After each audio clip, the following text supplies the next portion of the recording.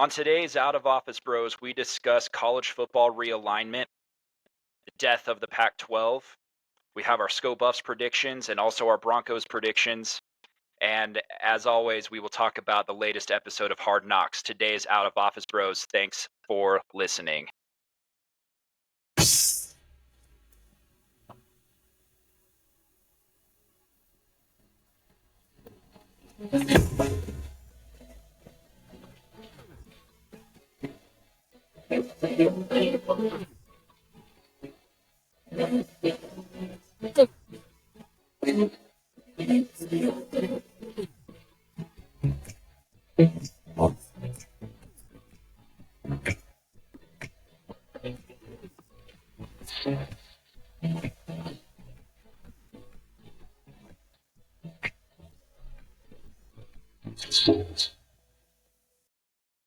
What is up, everybody? This is Out of Office Bros. I am D Train along with my host, Mr. Scotty L. What is going on, buddy?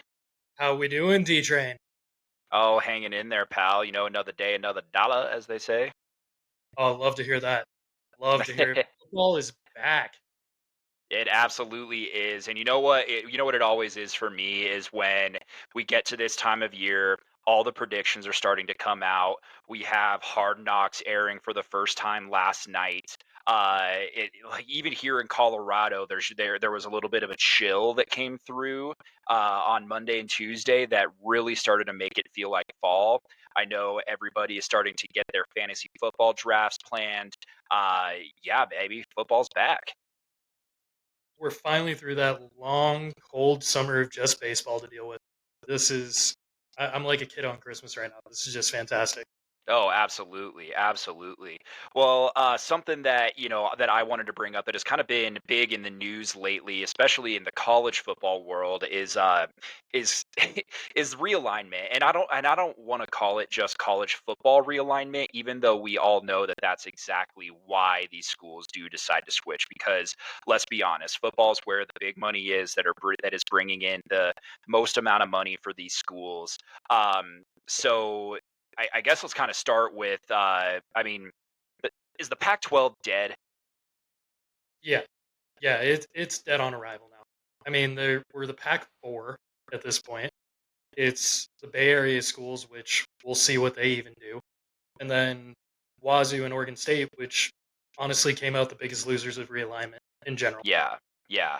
Well, and it's honestly just sad because I did a little bit of research, and the Pac-12 was initially founded as the AAWU, which was the Athletic Association of Western Universities, in 1959. So we are talking about the death of an association that has been around for 64 years.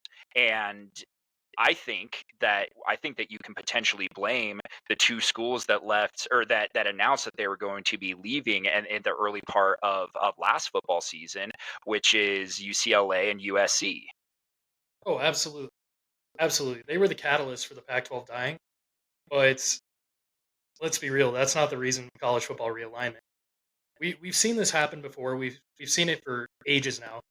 If we want to get into the real culprit of who killed college football and who's made it into what it is today, I think it's the University of Texas Longhorns. Since they That's jumped ship from the Big 12 and are going to be heading to the SEC. no, not even that. We got to go back to when the Pac-12 became the Pac-12, and even we can go back to the SWAC or the SWC or the Southern Athletic Conference, whatever it was back in the day. Hmm. But when the Buffs, the Cornhuskers, Mizzou, and A&M all jumped from the Big 12 the first time, it stemmed from the Longhorn Network. Texas didn't want to share on their TV. They created their own network, created their own deal with ESPN, and that forced these other schools that wanted a fair distribution, such as CU, such as Nebraska, which as much as I hate Nebraska, they are a great football brand.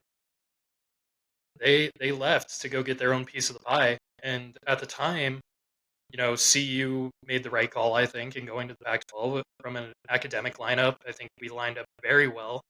I think athletically at that time, you could make an argument that the Pac-12 was better at football than the Big Ten, save Hmm. Ohio State, but Michigan was down. Wisconsin was average. Iowa was down. These Well, big and I players. think, and I'm not sure if we mentioned this, but this was in 2011. that the Pac-12 or that Colorado did move from, or actually that this kind of last big realignment kind of happened where a lot of these schools moved.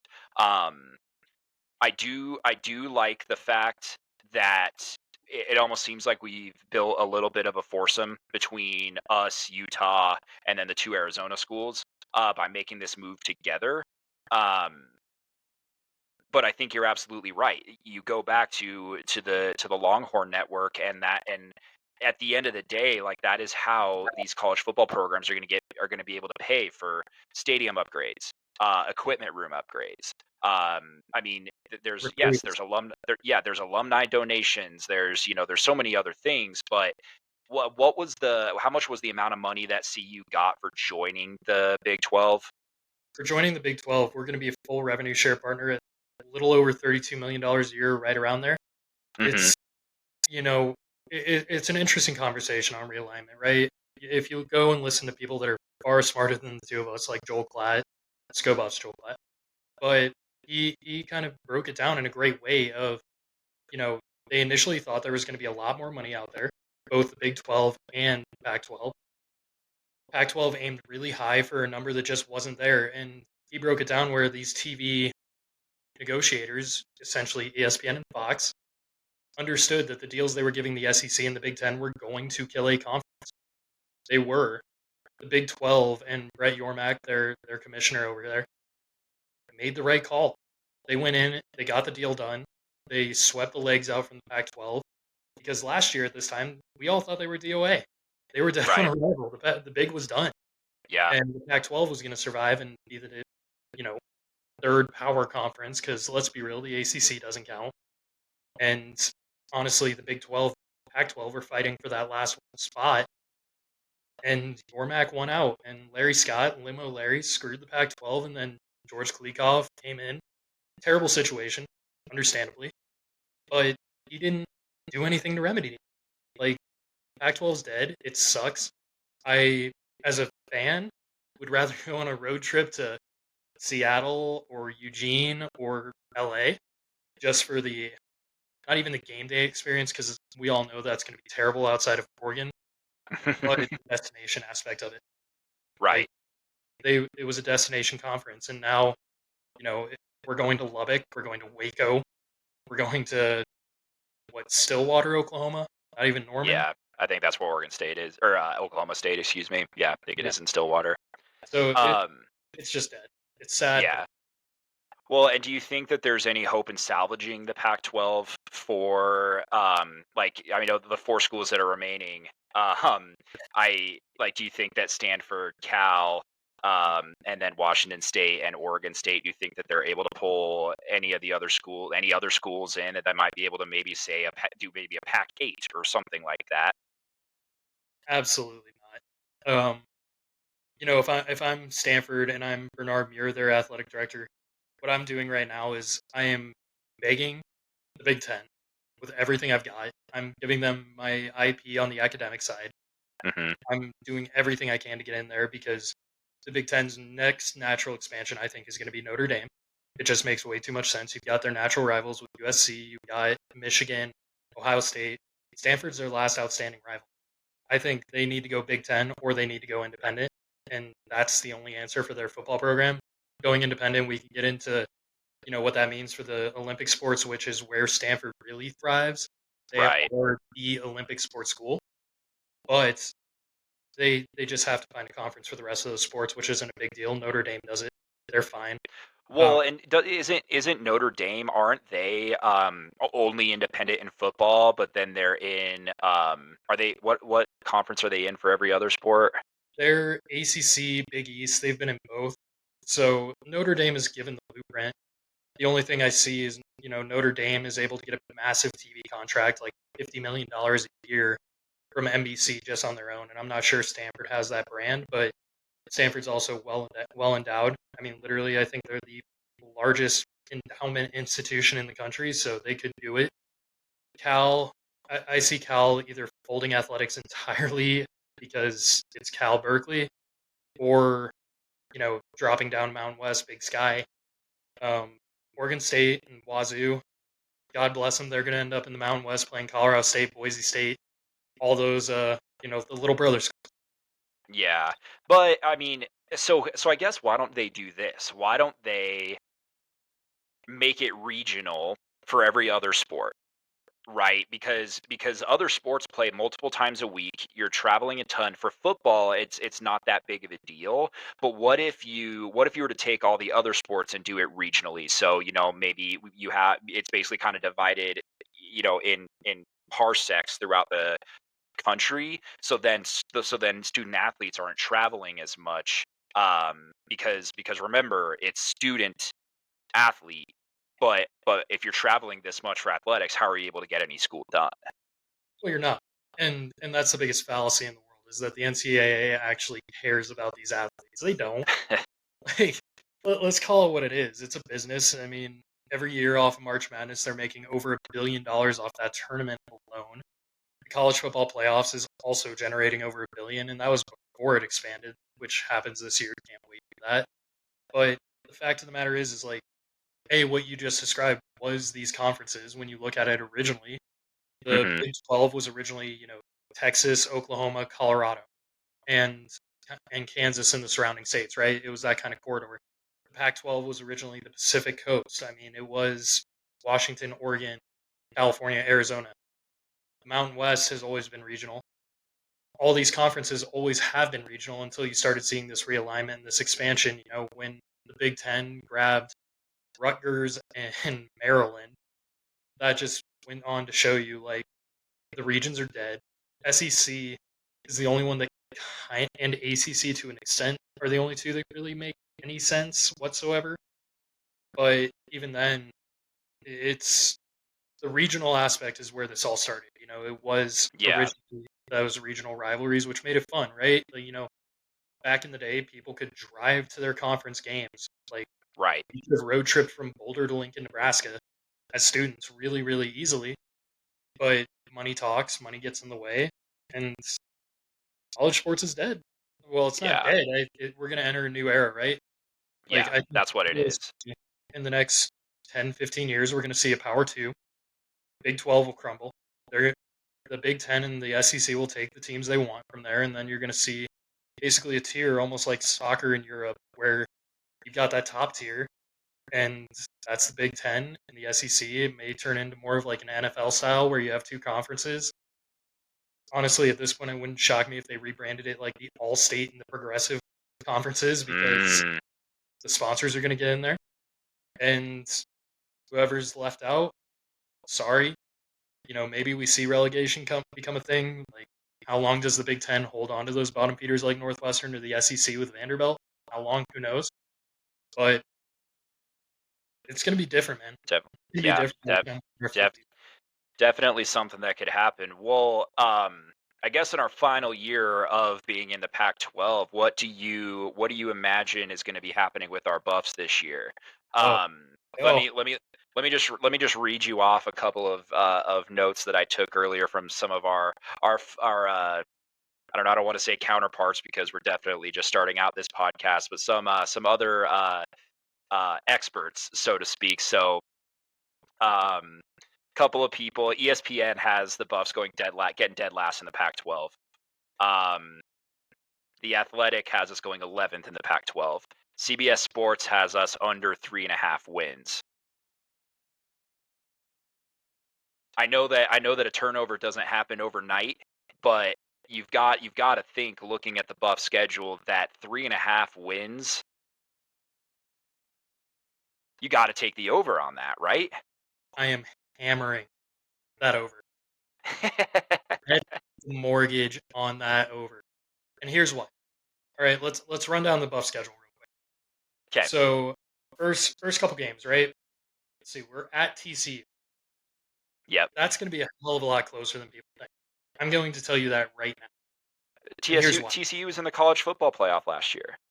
Yeah, great. What have they done this year? They lost a Heisman finalist quarterback in Max Duggan. They lost their top 3 wide receivers to the NFL draft. They have to replace major pieces on defense. It is a different team. Everyone wants to talk about how CU is different, how Can they really gel? The fact of the matter is TCU is going through that same thing. And their starter at quarterback was the same one that started the game in Boulder last year, who got replaced at halftime because he was playing terrible. Remember, Mm. last year the Buffs, the 1-11 Colorado Buffaloes, were down by 4 at halftime to the national champion runner-up TCU Horned Frogs. Yeah. And that was only because within the last 2 minutes of the first half, we gave up a punt return for a touchdown. That game's going to be close. I'm taking the Buffs to cover. I think the spread's like 21.5 right now. Oh, I geez. will take that all damn day. And I think Okay. that we have a very realistic chance to win. All right, week 2, Nebraska. That's a dub. That is a dub as hard as I have ever seen a dub. Their quarterback comes from Georgia Tech, transfer. That is a triple option team. They run the ball. That is what Georgia Tech is known for. Them and Air Force and Army run the same offense. Granted, that Yeah. gave the Buffs fits last year. I think our defense is vastly improved, and I think it's a win because look at Matt Rule's stats in his first year. Everywhere he's been, whether that's Temple, Baylor, we can talk about the debacle that he was at Carolina in the NFL. But We don't have to go there yet. yeah, we won't get into NFL quite yet, but that's a dub. Colorado State, dub. Little brother, don't even need to acknowledge it.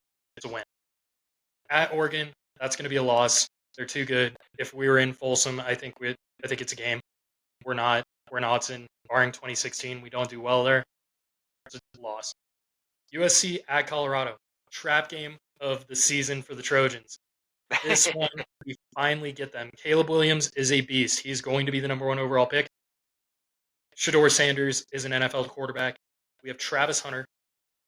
Give me the Buffs on that upset watch that week. At Arizona State, dub. Stanford, easy dub. Stanford's going to be the worst team in the Pac-12 this year outside Okay. of Cal. So that's halfway through the season because then we have a bye where actually then we have 2 weeks off. Um We're 4 already. There's the so over. has yeah, exactly. So halfway through the season, so yeah, I assume you're actually calling USC a loss. So you're saying that 1, 2, 3, 4. So yeah, we're 4-2 heading into our long bye. So we're already at the over. Exactly. And No. Sorry, we're 5-2. yeah, we're already on the over. And we still have winnable games coming in. Like, Right. So they wrap up the season against UCLA, Oregon State, Arizona, Washington State, and Utah. Just like always, we play Utah Thanksgiving weekend. yep. And that will chalk up to a loss, but we'll get at least one more win I see out of those closing games after Stanford, and we're making a bowl. We're going Okay. to be in a bowl. I think 6-6 is reasonable for the Buffs this year. We're not going to be in the CFP. I would love to be proven wrong on that. I will eat this hat if we do. I will eat it live. But we're going to make a bowl this year. We got Prime. We have an influx of talent that we haven't seen in Boulder in a very long time with NFL guys all over this roster. Yeah. Yeah. It's a different era for Colorado football, and it's only going to get better. Oh, And it absolutely is a different era. And, a lot of people like I heard an interview that I think it was with Joel Klatt that Dion was talking to, and Joel Klatt was like, no, well, if you win, 2 to 3 more games, that's an absolute victory. And Dion was like, well, that's not what I came here for. I came here to win national championships. he sets the There's expectation. exactly, and you have to and I think he knows that. I think he knows that you have to come in with that kind of bravado and that kind of like attitude towards it because the kids follow suit. And I can say kids now because I'm 13 years older than some of them are. you know, like they will follow suit. They will follow their leader, and and that's just what's bound to happen. Right. And the other thing I like about what he's done, he's loud, he's boisterous, without a doubt. He can back it up, first and foremost. He's the greatest corner to ever play pro football. He is Yeah, one of the greatest athletes of all time, period. And the other part about that and what he's been doing is I think it takes a lot of the attention off the kids, which is good. They focus on football. They don't have to be out there in the media talking themselves up. Dion's got them. And in my eyes, what he's doing is he's laying the foundation to take the blame. Granted, he'll take the success as well. Comes with the territory. But I think he's laying the foundation to take the blame if the season doesn't go as we're all hoping it does, Right. which is good. Right. Well, and with talking to to most fans, I think everybody's kind of on the same page as we are, where we're optimistic but cautiously optimistic about it. Yeah. I mean, we have a real quarterback for the first time in years, and that's what gives me the most hope. You've got Shador. He's out there working with Cortland Sutton. He works with Brady. He was throwing with Russ and picking Russ's brain the other day. You're starting to see NFL guys come to Boulder, and you're Yeah, seeing the Buffs follow suit with them and learn from them, pick their brains, and that right there is more valuable than I'd say almost any coach in the NCAA. yeah, yeah. Well, that's actually a really good segue with you talking about Russ. I think, at any time, before a football season starts, you've got to do predictions, right? We just did it for the Buffs, so I think, it's only right that we go ahead and do it for the Broncos as well, since we're talking about predictions. So, where the Broncos currently are at, It's got to be better. It's got it, to be better than they're last they're yeah, like that's the only thing that I can think of. I mean, right now our wide receiver core is in shambles. With Tim Patrick, tearing an Achilles. I mean, he had the ACL last year. Now it's an Achilles. It's like, come on, man. Like at a certain point, like just we got to stay healthy. Um, because and that they do talk about that a lot with the NFL is that a lot of it is luck because you're able to get through a season without your team getting injured, and usually those teams end up going on the big runs because they're able to stay healthy. year. Yeah, I mean, NFL, just like any physical pro sport, is as much of a war of attrition as it is actual talent on the roster and quality coaching. It really Right. is, and you know, I'll run through this Broncos schedule for you, and Cool. I kind of want to see where you land. So let's dive in. Week 1, Las Vegas Raiders. At home, right? That is at home. Dub. Dub. Okay, yeah, new quarterback Jimmy G coming out of Las Vegas. I don't buy into the Jimmy G hype personally. I think he's a very good quarterback, but I don't think he's going to lift that team any No, higher and than. then and also too, Jimmy G started for the 49ers when we played them last year, and our defense absolutely wrecked the guy. Remember, he literally threw a pick six and had a safety in the exact same play. Remember, I, remember he stepped out of the back of the corner of the end zone and then threw it across his body. And I can't remember who picked it off, but somebody picked it off and took it for a pick six. And it obviously counted as a safety because that happened first. But that literally happened in the same play. yeah, Jimmy G, the ultimate game manager. I think Right. we can leave it. He's not going to Yeah. elevate Derek Carr. All right, week 2, the Washington Commanders, potentially to be known soon again as the Washington football team. Right. That's a dub as well because we're at home there too, right? We are. Yeah, I'm calling that a dub. I think that we are going to be 2-0 heading into week 3. Week 3, we're taking it down to South Beach, Miami Dolphins. The Finns. I'm gonna call that an L. I'm gonna call that an L. I think that the Miami has so many weapons. Uh, and they're kind of one of those teams that if Tua can stay healthy and Waddle and Hill are running all over the place on everybody, they're one of those teams that can literally put up a 50 piece on you at any given time. So that was my next question: is Tua concussed by then? Right. Eh, Which hopefully not. I don't hope that for anybody. he, if he gets one more, he's got to be done. Yeah. Week 4 at the Bears. Bears, the Chicago Bears. All love to my buddy Kevin McKechnie, but your Bears are so bad. That's a dub. That's 3 wins. I don't know though. Justin Fields is the truth, man. No, Saved my fantasy football season last year. no, I'm not buying into the hype. Speaking of buying into the hype, week 5, the New York Football Jets. That's an L. That's an L. I think Nathaniel Hackett is going to be pulling out all the stops to absolutely just destroy any morale that we have, and Aaron Rodgers is going to be the one with the sword. I, I'm gonna break from you on this one. I think the Jets hype is too aggressive right now. I mean, we saw how well Nathaniel Hackett manages a game clock at all But last he's year. not. But he's an offensive coordinator. He's not going to be the one calling that stuff. That's Bob Sala. I don't care, man. Hackett is trash. Give me the Broncos. Okay. All right, this next one at Casey. I think we both know the verdict on this. Yeah, that's an L. Yeah, Ooh, Mahomes is that's too. Thursday. That's Thursday night though. That's interesting. That is Thursday night football, but it's at the King. Yeah, that's an L. Yep. Week 7, Green Bay without Aaron Rodgers for the first time in. I know. My brain literally just went there. I about said L, and then I was like, wait, they don't have Rodgers anymore. I think that's a dub. I think that's an easy dub. I think the Packers are going to be bottom of the NFC North this year, without a Yeah, doubt. yeah. Okay, and then at Week home 8, against KC, I'll call it out. I, I'll, yeah, I'll call an L and L. I don't think that's happening either. So at the bye, you have us with 5 wins, and then I'm at 4 wins. I thought no reverse that. Or yeah, because No, I have us Jets. You're right. You're right. right.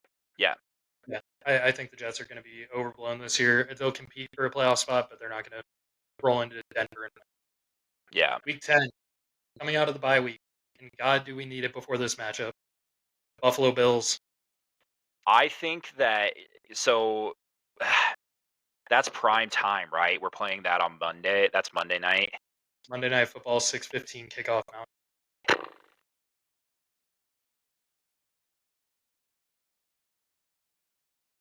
Dub. We're gonna be rested. Yeah, yep. We're gonna be rested and have 2 weeks to plan stopping Josh Allen. Give me the dub. That is bold. I Thank don't see it here. At Buffalo, traveling all the way to the East Coast, Monday night game. You got Von Miller lining up we got, on the other side. You got a we got great 2 weeks, defense. but we got 2 weeks to figure out how to stop their top players. I mean, Kansas City and Buffalo. That's murderer's row in my eyes. I'm going to chalk that as an L. I Okay. think Buffalo's just. I think this is the year for the Bills. I think they get over the hump. They make it to the Super Bowl. We'll see if they can finally avenge Jim Kelly. But I think that's an L. All Something's got to right, get week him over 11. the hump. Well, God, we've been saying that since longer than you and I have been alive. Week 11, home against the Vikings. That is also prime time, I believe. Sunday night. Um, Oh, uh, L, only because that dub we get against the Bills is going to be so. It's going to be such like a high that we're still going to be riding it, and we're not going to prep for Sunday Night Football against Minnesota. all right. This is the case of primetime Kirk in my eyes. I think he is a grossly underrated quarterback. I think he is probably the most underrated player in the league. That being said, I think Minnesota coming into Mile High, I'm going to call that a dub. All And right. with Sean's going to want to get us righted after 2 straight L's. Okay. Week 12, every masseuse's favorite client, Deshaun Watson and the Cleveland Browns come into Denver. Dub. Yeah, nothing else to add there. That's a dub. Nah. Week 13, at Houston. Dub. Easy dub. They're going to be the worst team in the NFL this year. Them or the Cardinals. Cardinals could be absolutely atrocious. I wish we had them on our schedule. Yeah. Week Same. 14, we roll on into Los Angeles and we play the Superchargers. Ooh, in LA. That's probably an L. Yeah, I'm not going to chalk that up to a home field L because the Chargers do not have a home field. Right. But Herbert is an elite quarterback. He's one of the best young talents in the game. They have weapons. Going to LA, I think that's an L. Week 15 at Detroit, Dan Campbell. Dub. All right, Here's Detroit why. is Detroit's going to Here's win the why. NFC. I'm calling it now. Oh, bold prediction. I'm actually going to write that down. Um,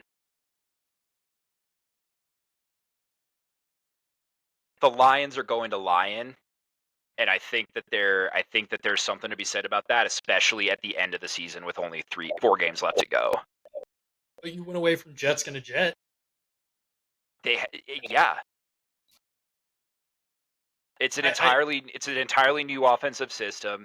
They have arguably they definitely have the greatest passer of all time, arguably the greatest quarterback of all time. I 4-time MVP, dude. we'll get into this on Hard Knocks. I actually like Detroit in this game. I Okay. really do.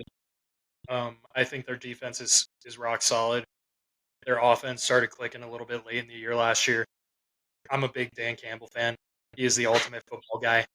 He I'm is the riding, ultimate football riding guy. high on. Week 16, home against the New England Patriots. I'm saying a dub here just because it's at home. Yep. No, I agree. Coming into Mile High without Brady, it doesn't have that same aura about him. Yeah. And the Patriots, Bill Belichick is by far and away the greatest NFL coach of all time. Yeah. But Mac Jones doesn't move the needle for me. I think it will be a close game. I think it will probably come down to a field goal. I like the Broncos in that.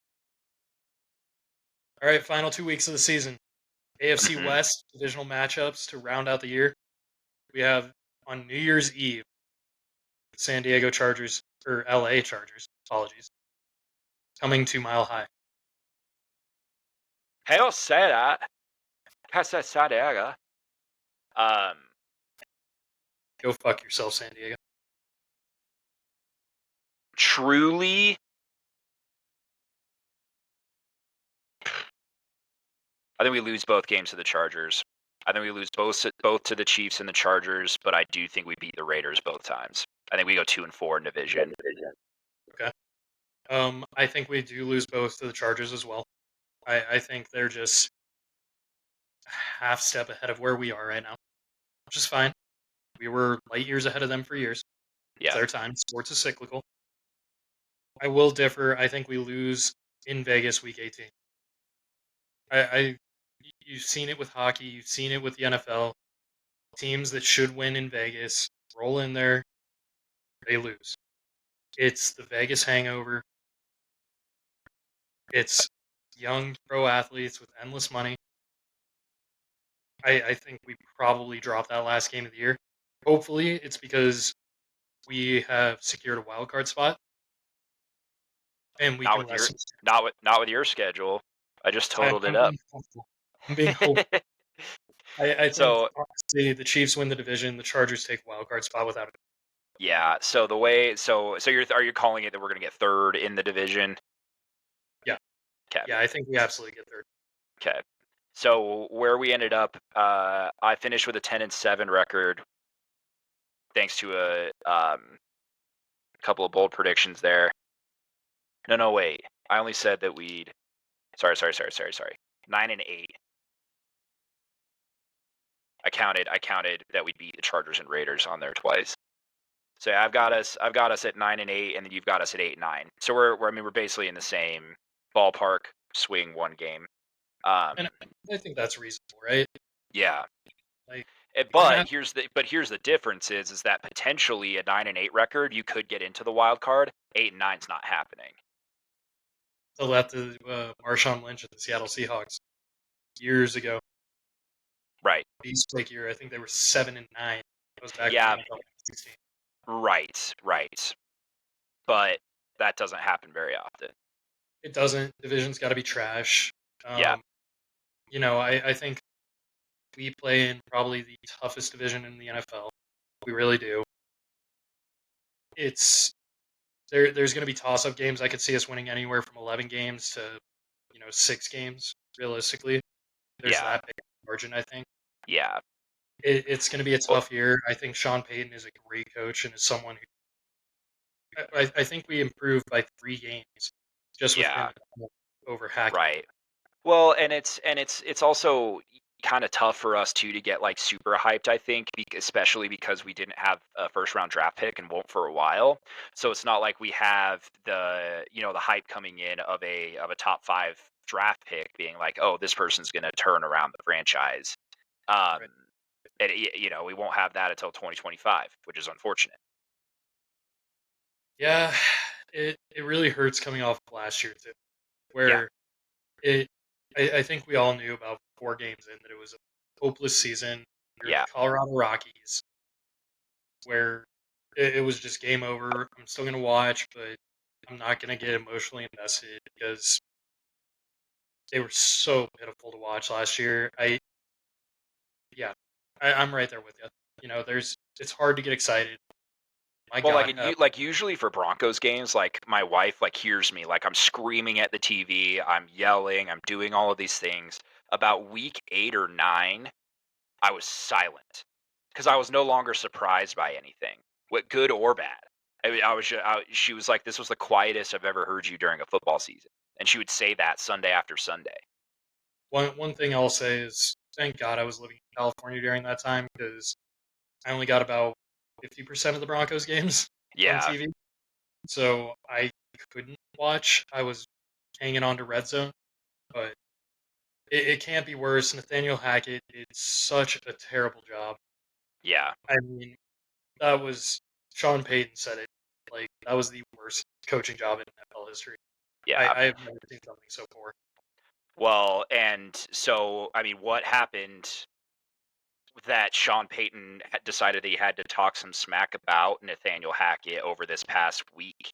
Um, I didn't listen to the whole interview, but I did hear what Sean Payton said, and it effectively was that Nathaniel Hackett did one of the worst coaching jobs in NFL history, along with how poor the offensive line had played.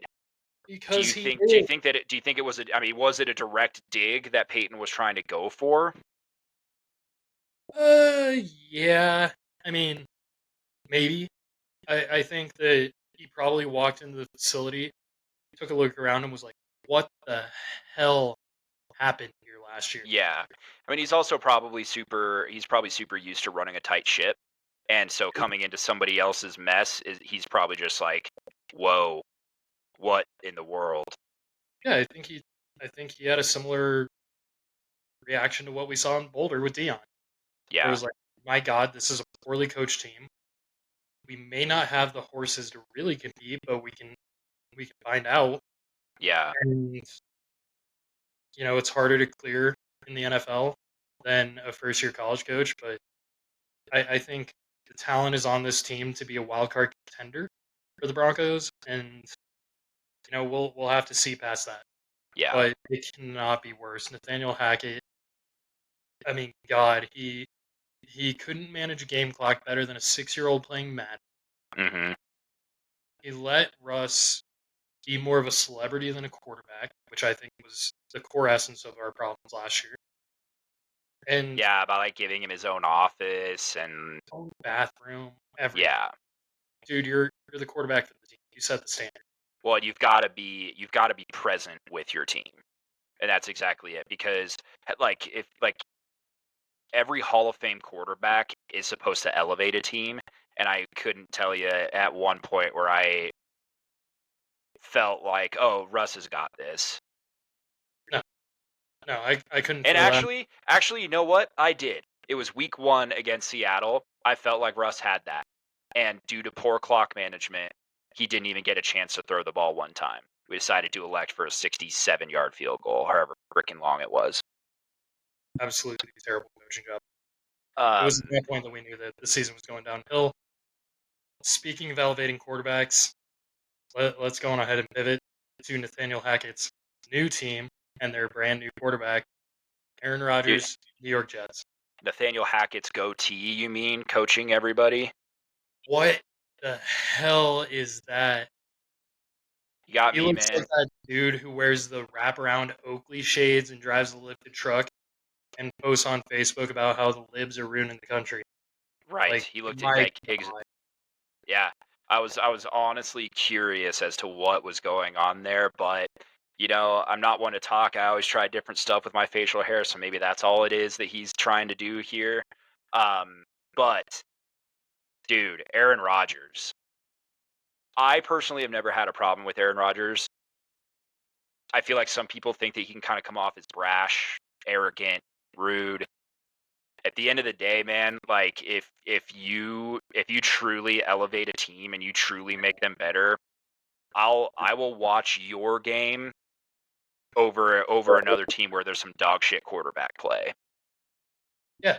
I mean, Rodgers is a phenomenal quarterback. He is a surefire Hall of Famer. He is one of the greatest passers of all time. I will watch him because I think he is a great quarterback. I also think he is a tremendous douche. And I think it showed through in episode 1 of Hard Knocks. Like, when he walks out for the first time, he sees Zach Wilson, the crowd's going wild. He leans over to Zach and he goes, "Bet you haven't seen this before." Like, Oh yeah. I thought that was kind of douchey. I thought the whole But time he how was just about but what about him, like, literally I mean, he's taking Zach Wilson under his wing also though too, so they show that side of it, but then they were also showing how, like, Aaron was like, "Alright, and then we're gonna hit this, we're gonna do this," like, you like, moving your hips, moving your eyes, like, he was so telling Zach, like, exactly what to do. I made a note of that. So in Green Bay, it was notorious that Rodgers would not help Jordan Love.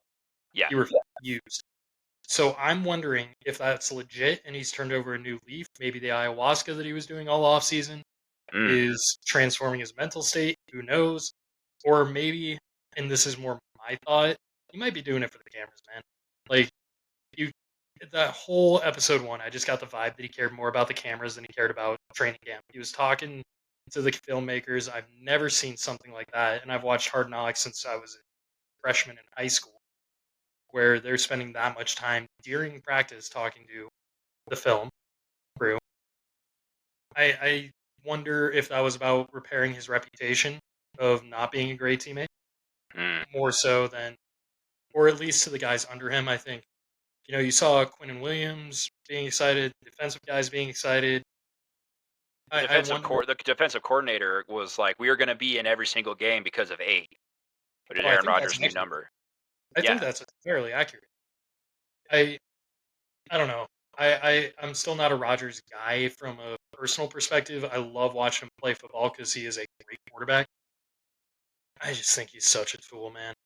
Like, I I mean, if he wants to go to the jungle, do ayahuasca, like, all the power to him. I'm about that for him.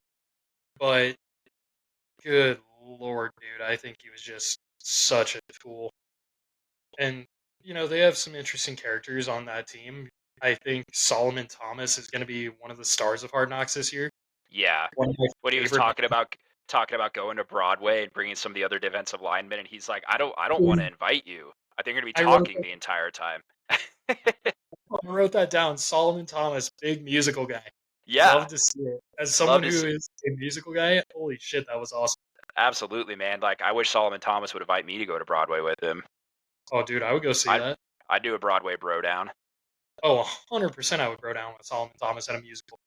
And honestly, dude, I would go get dinner and drinks with him afterwards. Dude's brilliant. Went to Stanford, graduated. Like, get some investing tips and retire early. He just sounds like someone I would love to have a beer with and just hang out. Yeah. I also loved their defensive coordinator. You talked a little bit about him. He seems like a football guy. Like, he Yeah. gives What was some his damn name? Jeff Ulbrich or something? Colbrack, yeah. Yeah, oh, yeah. Dude, he was the best coach on that staff in my eyes.